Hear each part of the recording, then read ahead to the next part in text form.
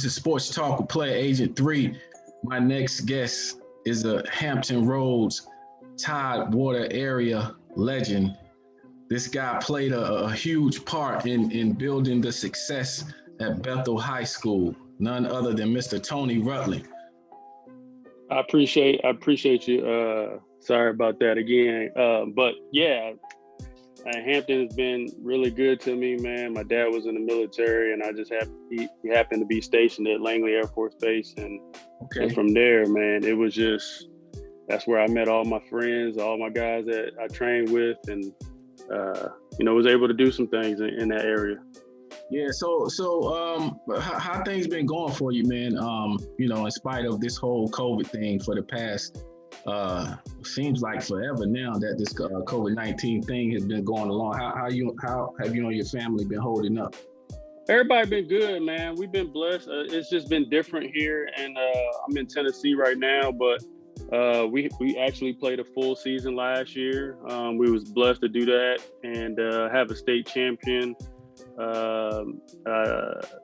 in Tennessee, actually. So we had our first football game yesterday. So we've been doing it good.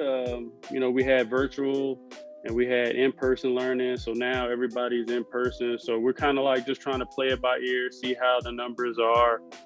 Still, mask is optional, but other than that, man, we were just, taking temperatures, making sure our guys stay, 6 feet away from everyone, and just trying to be safe. And it's still all about the kids. But other than that, we were blessed. Some states weren't able to play, but we were blessed to play and have a good season. Tony, let's go back to the so-called, what they call it, the tidewater area, man. There's so many great athletes that have come through there. You have of course, the Allen Iversons, the Mike Vicks, the Pernell Whitaker. There's so many more. Talk about just being able to grow up in that region and compete against some of the best athletes that we've seen.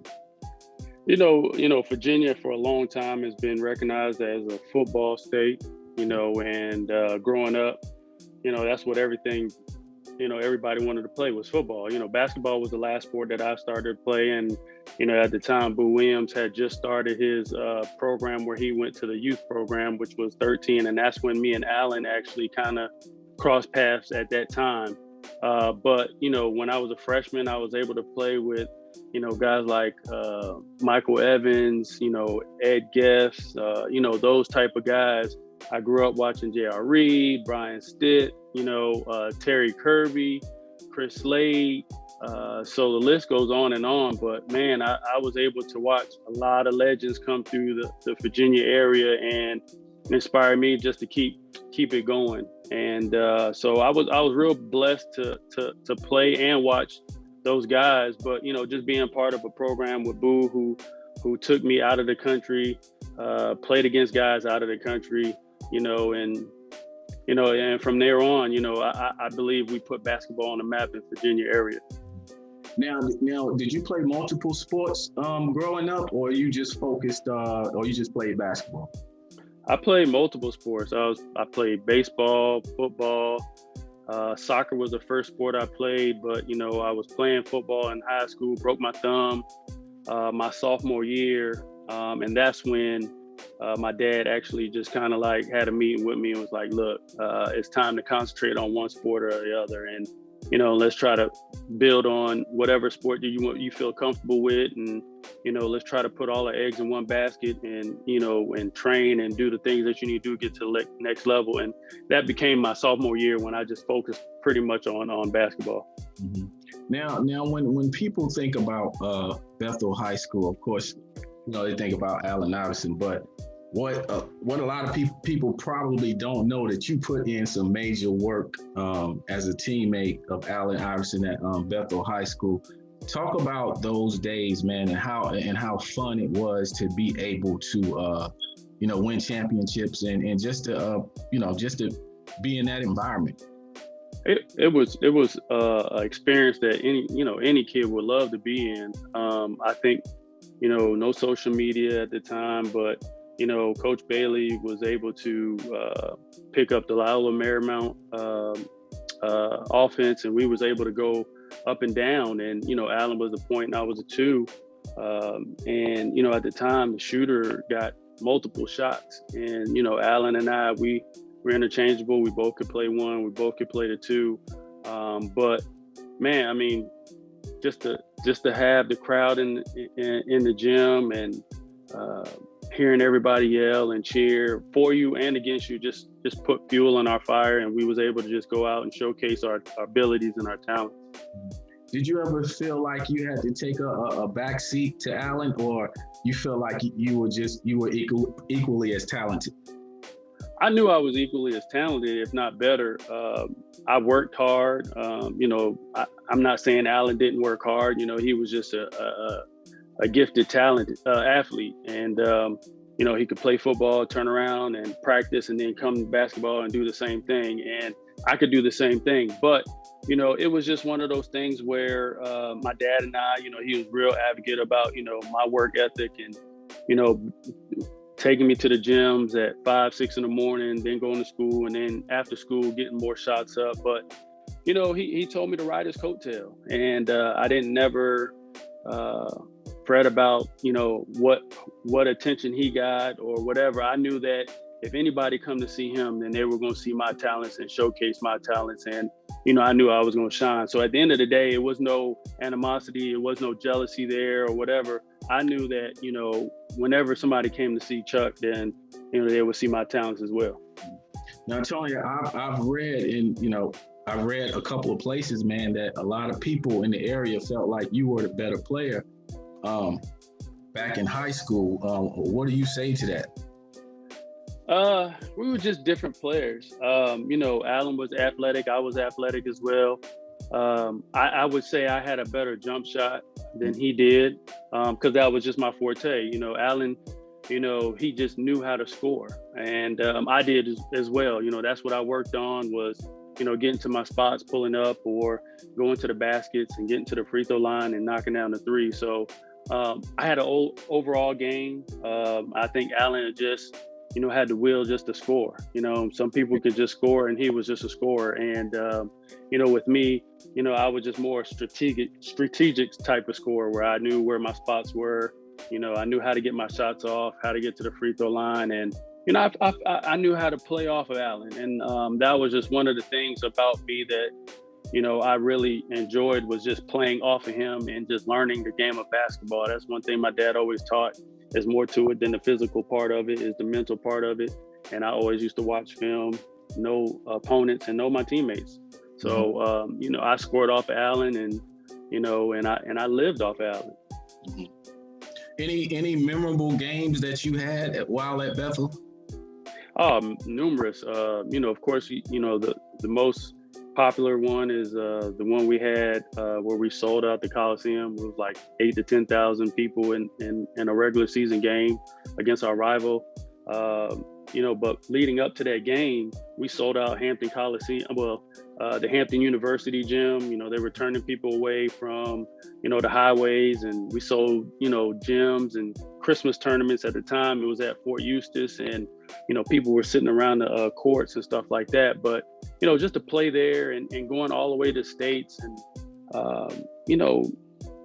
again, it was never a dull moment when we played. If we came to your gym, people come to see us as well as see their team. So no matter what team you was cheering for, you did get a show, and that's what we was there to do. Mm-hmm. Now your senior season, you played without Allen due to the bowling alley incident. Do you feel like that put more pressure on you to step up and carry the team without him? It really wasn't too much pressure because I could facilitate amongst my teammates, and I had already committed and signed with Wake Forest going into my senior year. So, to me, it was just more of refining my game. And so I played a lot more of the point guard, where I was the two combo more when Allen was playing. But, I try to get my players, my teammates involved. And, I look at film, and my dad always used to say, get them involved first. You can always score anytime. And then, they're more inclined to help you rebound or set picks for you, knowing that if they roll hard, you would, pass it to them to score and stuff like that. So I was able to do that. And I didn't score. I could have scored as much as I wanted to. But again, all the attention was on me, and I had to use my teammates to help us win. And I think it was a success story. I think majority of the guys that were on the team got recognized and possibly was able to play at the next level or do the things that they wanted to do. So it wasn't about me, it was about us. And it didn't go as way we planned, but I think it was a successful season. Speaking of Wake Forest, talk about your recruiting process in school. How was that for you? And why did you ultimately decide to sign with Wake Forest? Well, again, I was the person that rode Allen's coattail, and I didn't get any recruiting letter. Well, I'm not going to say I didn't get any recruiting letters, but I started at 5-star camp. Had a pretty good 5-star camp. Dave Odom was at the time, he was able to be the camp counselor or the head camp leader that ran the camp at the time at Radford. So I was able to go there, and it was crazy because I played with one of the coach's sons, which was Rainwright's his son. He was the coach at Wake Forest at the time, and I played with his son. And we grew a great relationship, and we talked. And from that point on, they gave me my first letter, and I didn't think nothing of it, but they did give me my first letter, college letter, and I was excited about that. But going into it, again, I wasn't recruited highly. It was all about Allen, about, accolades that he was getting. And Boo actually got me in the top 100 camp at Nike. So at the time it was at Indianapolis. I went there, had a goal in mind, went in there and shined. And from that point on, man, it was just pouring in like left and right. The first day where coaches can talk to me, I was nervous. I didn't know, if our phone was going to ring. Mm-hmm. And man, it was just ringing off the hook. And at the time, you had call waiting or you didn't have call waiting. So it was either busy or not busy. But my dad, everything that we did was strategic. I always had a notepad. I would always write down what coach talked to me. I'll always research those schools, find out who was leaving, who was about to graduate, who was coming in, because there was no need for me to go to a school and not fit in and then have to transfer later. And so that was one of the things that my dad, he always got in my head. It was more to it than just the name of the school. But when I went to Nike camp, and I had a great turnout, and when I went to the bathroom, next I saw coaches just standing beside me, and it was like, oh, think about what Alabama, or think about, this and that. And I was like, I wasn't used to that, But at that point in time, that's when I realized that, hey, man, I really have put my name out there and my game, and I was just as good as the rest of the guys. Of course, you can't beat politics, and whatever you do, it's going to be politics involved. So I made the top 40 All-Star game against Indianapolis. The top 20 was the one that was on TV, which Allen was still there. Mm-hmm. He came back and still did it. Ronnie Fields, Kevin Garnett, Ron Mercer, Joshua Benjamin, all those guys were in the top 20. Now, do I feel like I played better than some of them during the week? I think so. But at the end of the day, they had the name. And, again, I was still recognized as, maybe top 5 guy that kind of shined during the week. And I was, again, just to be able to make the top 40 All-Star said a lot about, somebody who really didn't really get recruited. So I was real pleased about that. So now you're at Wake Forest. You're playing with another legend. Well, a couple of great players, Tim Duncan, Randolph Childress. Talk about just playing in the ACC is widely recognized year in and year out as the premier conference in America. Talk about that whole ACC experience. Well, if you're from the East Coast, the Virginia, Carolina areas, that's all is basketball and the ACC. I was a big Virginia fan just growing up in UVA. a fan with Ralph Sampson and all those guys, that's where I actually wanted to go. They had one scholarship left, and at the time they were trying to get me and Curtis Staples. Well, he committed first, so he went to UVA, and I was still left with other schools. But when I went to Wake Forest, I looked at it. They had some seniors that graduated. I felt like that I could come in, and again, I wasn't one of the highly ranked player that had committed to them, but I felt like that I could have been better than them, and I could come in and just get some playing time. And then knowing Randolph Childress was there, learning from him, he was a senior, that I can help him, and he can help me make the adjustments in a tough conference. It was a great feeling. And then Tim Duncan was there, but Tim Duncan wasn't there, if you know what I'm saying. It was all about Randolph. And my freshman year was, I think, to me, yes, Tim Duncan shined in his freshman year, but he was going to get redshirted. It just so happened that players got injured and couldn't play and stuff like that. So I felt like my sophomore year was his coming out party, and he was able to do everything he wanted to do: block shots, rebounds, and help lead the team along with Randolph. And again, we won the ACC championship. We played well together, and I learned a lot. Randolph took me under his wings, and I learned a lot from him. So as a combo and as a guard, and how to run the team, I learned a lot from him. What would you say the toughest arena to play at when you were playing in the ACC?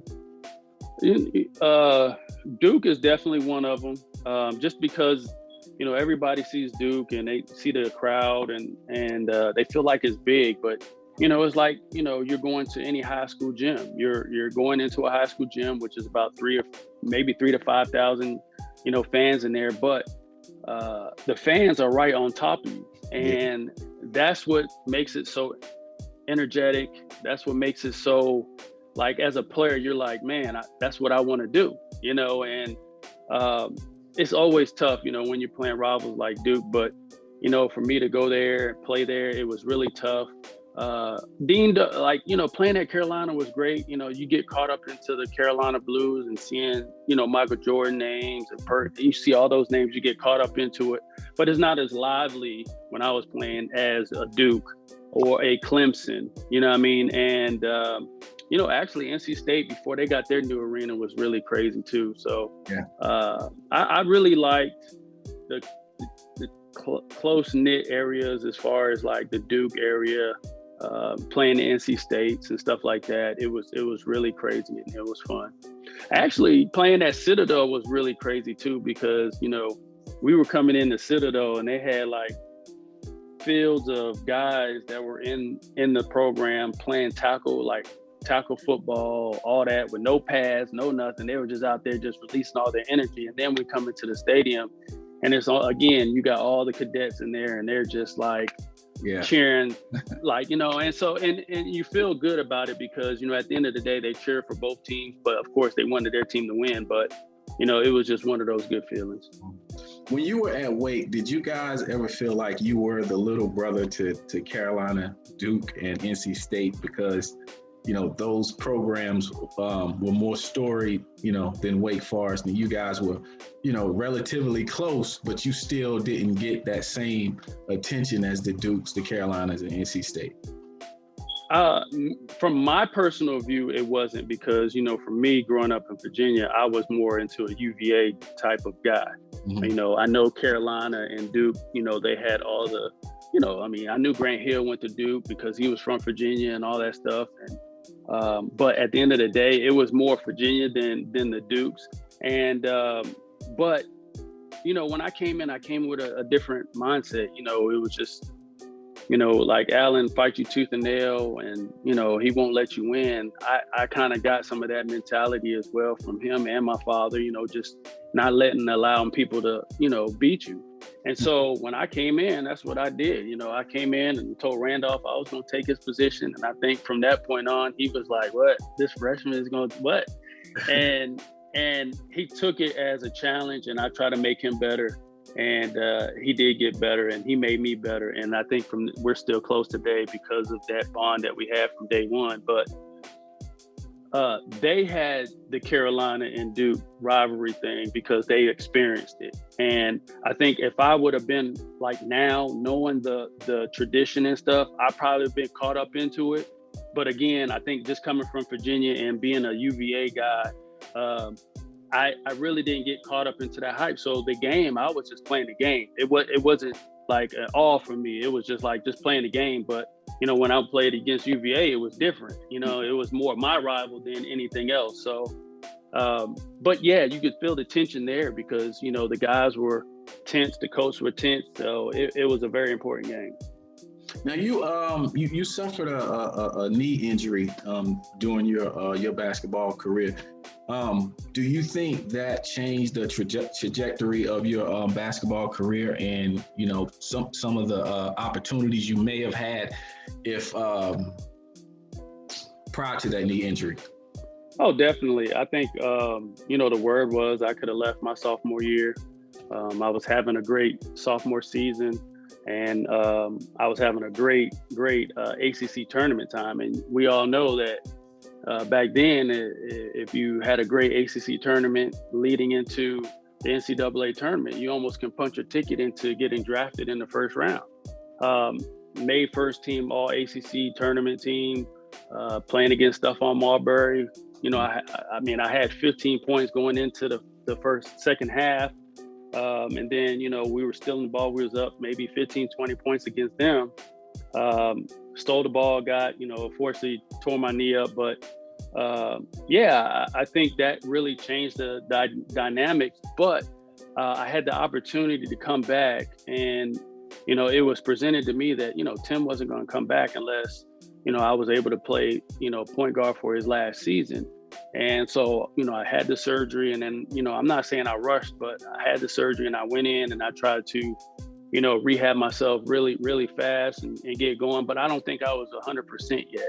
And I don't think I continued for the next 2 years to be 100%. I wasn't explosive. I wasn't dunking like I used to. And instead of me just kind of like be like, hey, you know, I need to stop or I need to get something else done, I just played through it, you know, and I wanted to, you know, I wanted to play with Tim. I mean, it was his last year, and I felt like that I was strong enough, and at least my game was a little bit, you know, steady enough where we could have a successful season, and we did. But, you know, it just didn't tie into the tournament time, and we was able to get got eliminated early. But I felt like that if I would have just maybe took a year off and really got strong and built myself up to be where I was more, the explosive Tony, I think it'd have been different. So what was your thought process your senior season in terms of the NBA or going overseas and playing in Europe? You know, you had the knee injury. So what was that thought process? It was tough. I didn't think about it because now coach thought about rebuilding the program. You know, everybody graduated.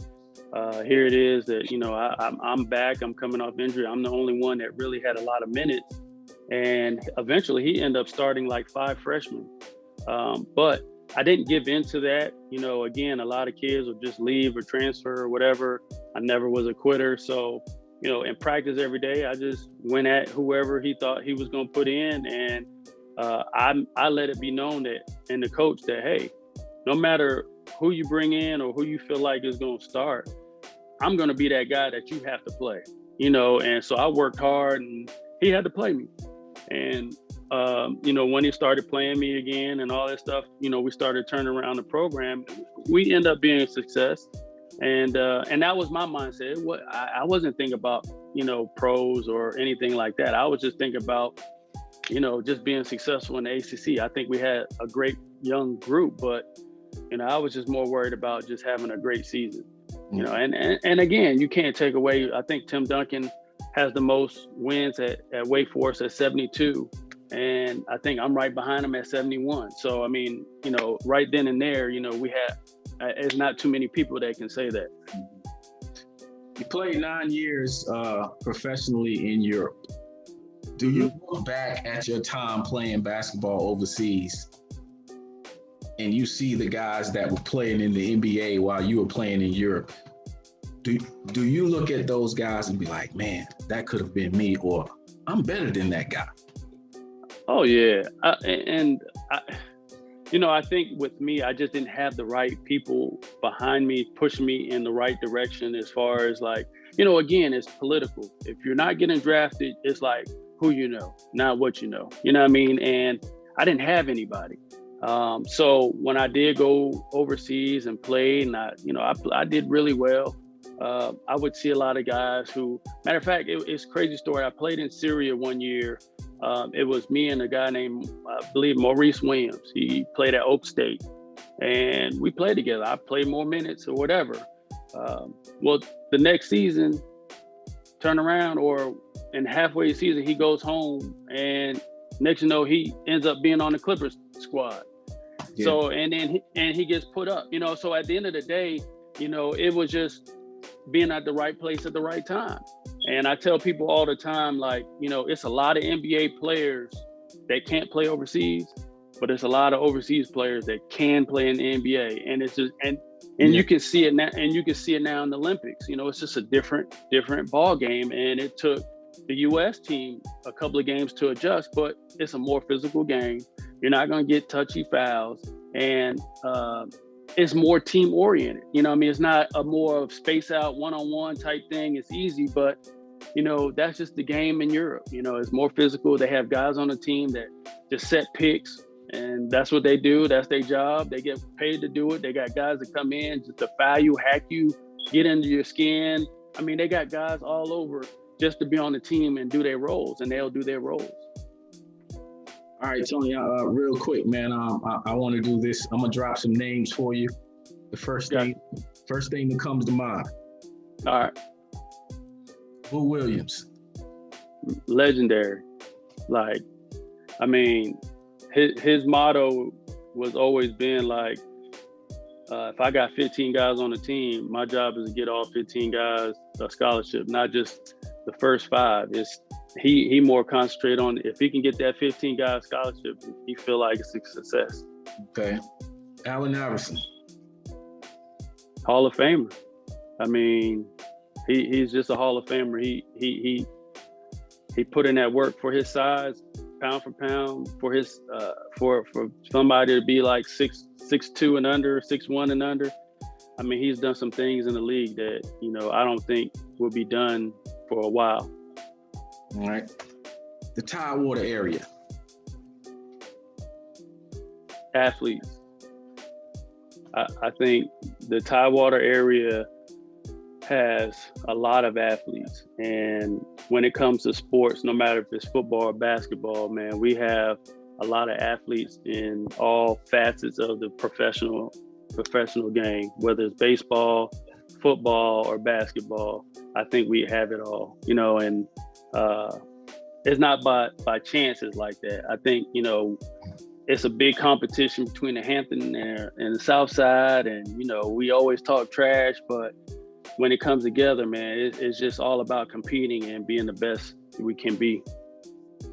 All right. Speaking of Cam Thomas, like, I know I hate to get off this subject, but I trained Cam Thomas when he was kind of in the 10th grade and he didn't play high school ball. And the stuff that he was doing, I was teaching him pro stuff in 10th grade, and I knew that he was going to be something special by the time he get to college and the pros. All right. So now I got to put you on the spot. All right. All right. Top 5 athletes from the Tidewater area. I got to go, not in this order, but you go with AI athlete, play it all. I'm going old school with Terry Kirby, just because I watched him play. He was one of my first guys to really just see somebody play football and basketball and just dominate in both sports. Mike Vick was definitely an athlete. Agree. Terry, I gotta go. Ronald Curry was an athlete as well. For him to dominate in both. Again, I came from AI where he did it in both. And for Ronald Curry, sometimes you say it'll never happen again, but he did it, and he was able to do it and get to that next level. The 5th one,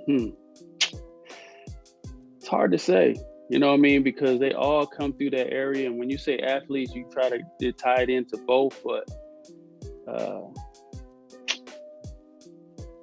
I would just go with kind of like old school with, Chris Slade or Brian Stitt, because those guys, I mean, those are the guys that I looked up to, and when you saw those guys like dominate on the court, and they were the only ones on the team, you're like, man, how you do it? But Brian Stitt did it, and when I say Chris Slade, I mean, you go from being a defensive end to playing basketball, and we got Todd Kelly from my school who played baseball, football, and go pro, and I mean, he was knocking home runs after football practice. I mean, it was just crazy, so we got a lot of athletes that come through our area. We got a lot of athletes. And it's nothing against the South Side. I'm just from Hampton. So, I know it's a lot of athletes that come through, like, Percy Harmon, all those guys. I mean, those guys like DJ Dozier I saw play in high school. Those guys. Man, all those guys. I've seen them all. And, like Sweet Pea, box, I played against, Roy Jones Jr. in basketball. He would play against us in the USBL when he was with the Florida team, and fly and go box in a match, right after that night. So, I mean, that's just difficult, you know what I mean? So it's a lot of athletes that just come to our area. All right, Tony, real quick, man, let everybody know what you're currently doing right now. All right. Yeah, I'm the coach at Laverne High School right now, and we're like right outside of Nashville.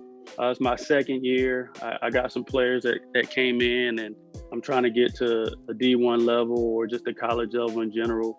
I'm trying to instill what I learned, my work ethic, and just teaching them the knowledge of basketball, because at the end of the day, it's not about just coming in and just hooping. It's about knowing the game and being men. Because at the end of the day, my role models and my guys, they taught me how to be a man too. So, I think, if you can do that, I think, these guys will start, becoming and revolutionizing as a top athlete and being a man first. Well, Tony, I definitely appreciate you coming on the show, man. I definitely wanted to give you your flowers, as they say, while you can still. Hey, man. I appreciate it. Like, you were the forgotten guard, especially in the ACC. You were one of the toughest guards in the ACC, and I definitely appreciate you coming on. But before you get out of here, man, you gotta solve this debate I've had with a couple of my guys, man. We were talking about Ron Curry and Allen Iverson in terms of basketball and football. If you had to choose one, who would you go with as the best from the state of Virginia in football and basketball? Basketball, I mean, are you still? You just one. You combine them both and just take one. See, that's tough. That's tough. But I would give AI the edge just a little bit, just because of his basketball skills. Mm-hmm. A lot of people sleeping on him football wise, but Ron Curry was definitely a beast on that football court. But I just think that AI, if it came down to two sports and you had to combine them together, I think AI would win just because of basketball. Right. The football part, Ron Curry would definitely have the edge, but I think when it comes to basketball, I think AI definitely would have the edge over him. But oh man, it was crazy. And to see that, and Aaron Brooks, you can't sleep on Aaron Brooks as being one of the top quarterbacks, you know what I mean? And so, and he played both, you know what I mean? So at the end of the day, we all grew. This is crazy. Me, Allen, and Aaron Brooks, we played together since we was 13. So okay. we all on the same AAU team, and just to see what they did on that football field and basketball court, it's crazy. What's your social media handle so people can it's T-Rut. It's basically T-Rut 30 on Twitter, and IG is I believe it's T-Rut. 30, I guess it is 30-10 or something like that. But again, I'm on there. I pretty much post about my guys or what's happening and stuff like that. But we're trying to do big things and train and give back to these kids, man. Because at the end of the day, I was able to learn from some of the best. And it's crazy because I just posted something about D-Rock Chrome, who was one of the top. I believe he was one of the best quarterbacks in Hampton. He went to Hampton Va and Hampton University, and he doesn't get the recognition. He wasn't flashy, but he was one of those guys that I admire as a quarterback when I was growing up, because I wanted to throw like him. But I'm just trying to give back to the kids so they can learn. That's good stuff, man. Again, man, I appreciate you coming on the show, man. There's probably 1,000,001 more questions that I could probably. No problem, man. But hopefully I can get you back on the show down the road, man, and we can talk about some more stuff. So again, I appreciate you coming on. Everybody, this is Tony Rutland on Sports Talk with Player Agent 3.